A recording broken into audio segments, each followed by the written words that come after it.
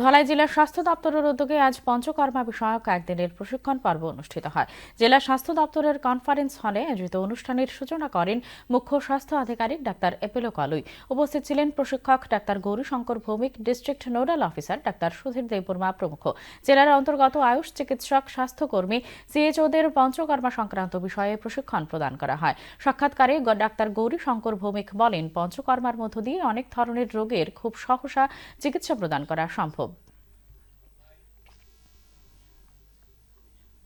আজকের দিনে তো ব্যথা বেদনা নেই এমন লোক পাওয়া কঠিন।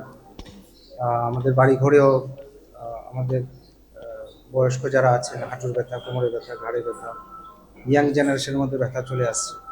তো সেই ক্ষেত্রে আমরা পঞ্চকর্ম আমাদের একটা স্পেশাল মডালিটি আছে আয়ুর্বেদের, যা দিয়ে আমরা ইনস্ট্যান্ট ব্যথা ট্যাথা অনেকটা নিরসন করতে পারি উইদাউট পেন কিলার।